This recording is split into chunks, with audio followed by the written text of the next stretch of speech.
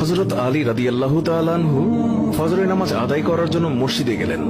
এদিকে হযরত ফাতেমা রাদিয়াল্লাহু তাআলা আনহা অত্যন্ত জ্বর থাকা অবস্থায় ঘরের সমস্ত কাজ শেষ করেছেন। আলী রাদিয়াল্লাহু তাআলা আনহু মসজিদ থেকে এসে দেখলেন ফাতেমা কাঁদছেন। তিনি প্রশ্ন করলেন, ফাতেমা, তুমি কাঁদছো কেন? ফাতেমা রাদিয়াল্লাহু তাআলা আনহা কোনো উত্তর না দিয়ে তখনও আরো জোরে জোরে কাঁদতে লাগলেন।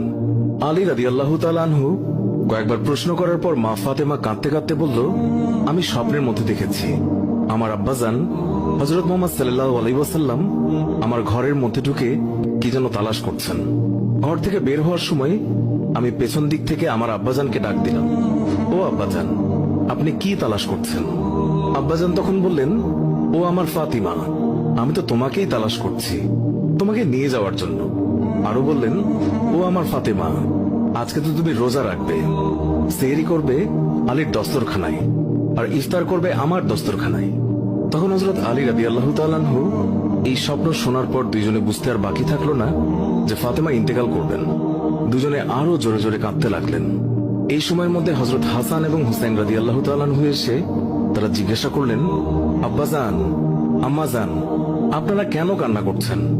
ফাতেমা রাদিয়াল্লাহু তাআলা আনহুর একটি অভ্যাস ছিল, যখন হাসান হুসাইন তাকে কোনো কাজে বিরক্ত করতেন তখন দুইজনকে নানাজানের কবরের কাছে যেতে বলতেন।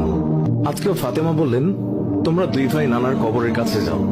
কবরের নিকট যাওয়ার সাথে সাথে কবর থেকে আওয়াজ আসলো, ও আমার আদরের নাতিরা, এই মুহূর্তে তোমরা আমার কাছে কেন এসেছো? আমার কাছে তো সব সময় আসতে পারবে। এখন যাও, গিয়ে মায়ের চেহারার দিকে তাকিয়ে থাকো। আজকের পর তোমাদের আম্মাজানকে আর দেখতে পাবে না। এই কথা শোনার পর দুই ভাই কাঁদছেন এবং দৌড়াতে দৌড়াতে আম্মাজানের কাছে চলে গেল।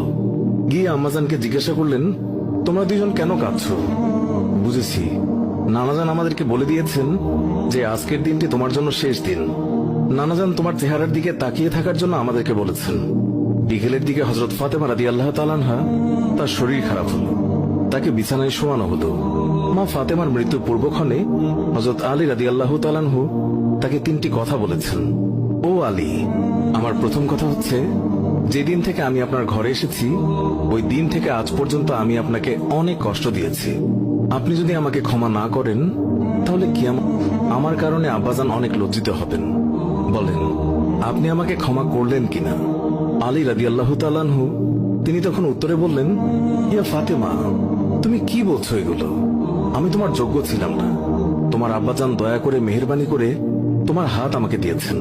বিয়ের দিন থেকে আজ পর্যন্ত আমি আলী তোমাকে ঠিকমতো দুবেলা খাবার খাওয়াতে পারিনি। ও ফাতিমা, তুমিই বলো,